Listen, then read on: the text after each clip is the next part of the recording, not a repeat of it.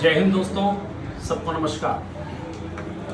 आज हम आपसे बात करेंगे संगत के बारे में, क्योंकि हमने कहीं पढ़ा है जैसी संगत वैसी रंगत। आप जिसके साथ रहेंगे आपको आपके अंदर उसी का गुण प्रवेश कर जाएगा और आप वैसे हो जाएंगे।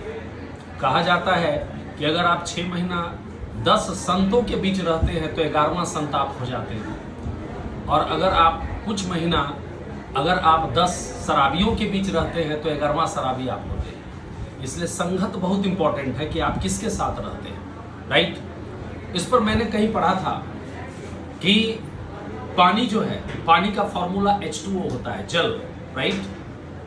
वही पानी अगर ग्लास में आ जाता है, यानी ग्लास के संगत में जब आ जाता है तो वो पानी की कीमत पीने के लिए हो जाता है, यानी उसका काम पीने जैसा हो जाता है, उसको लोग पीता है। वही पानी जब बाल्टी में रखा जाता है, यानी बाल्टी के संगत में पानी आ जाता है, पानी वही है, लेकिन जब वो बाल्टी के संगत में आ जाता है तो वो नहाने के काम आता है, यानी उसका महत्व पीने लायक नहीं रहता है, नहाने लायक हो जाता है। वही पानी यदि भगवान पर चढ़ जाता है, यानी भगवान के टच में और संपर्क में आ जाता है, तो वो अमृत बन जाता है, प्रसाद बन जाता है और माथे पर लगाने के काम आता है। पानी तो वही है, पानी अलग नहीं हुआ, लेकिन वो किसके संगत में है, इससे उसका महत्व तय होता है। और वही पानी अगर नाली में आ जाए तो लोग उसमें पैर डालना भी पसंद नहीं करते।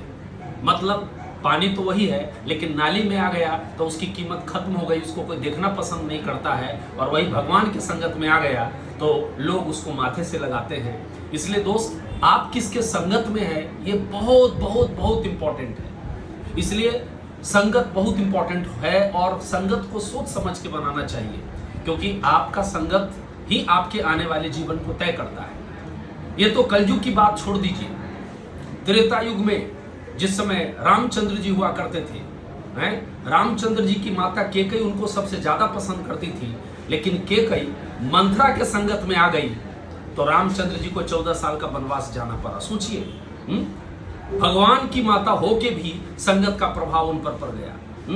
दुर्योधन बहुत प्यार करता था अपने भीम भाई से या अपने पांडवों से, लेकिन एक शकुनी के संगत में पड़ के पूरा कौरव का नाश हो गया। इसलिए संगत बहुत बहुत इंपॉर्टेंट है, राइट। किसके संपर्क में आप रखते हैं ये बहुत मायने रखता है। एक मक्खी होता है, अगर वो मक्खी सब्जी पर बैठ जाए तो उसकी कोई कीमत नहीं होती है, क्योंकि सब्जी के संगत में आ गया तो उसकी कीमत नहीं है। लेकिन वही मक्खी अगर जब सोना तौला रहा हो, उस समय अगर सोना पर बैठ जाता है तो उसकी मक्खी की कीमत हजारों और लाखों में हो जाती है। यस और नो? आप किसके संगत में हैं ये बहुत इंपॉर्टेंट है। That is why make your संगत प्रॉपरली। यस और नो? ठीक है, अच्छे लोगों के साथ आप संगत बनाएं, आपकी जिंदगी बेहतरीन होगी। और मैं एक शिक्षक होने के नाते, राइट, एक मोटिवेशनल स्पीकर होने के नाते आपको यही कहता हूं कि संगत बहुत अच्छा होना चाहिए, क्योंकि जैसी संगत वैसी रंगत, और जैसा आप संगत बनाएंगे आपके आने वाला फ्यूचर वैसा ही होगा। इसलिए दोस्त, संगत अच्छा होना चाहिए, बेहतरीन होना चाहिए, जो आपको आगे बढ़ाने के लिए प्रेरित करे, जो आपको विकास के प्रति प्रेरित करे, ना कि गिराने का काम करे। तो मिलते हैं दोस्त अगले वीडियो में। थैंक यू, बाय, जय हिंद।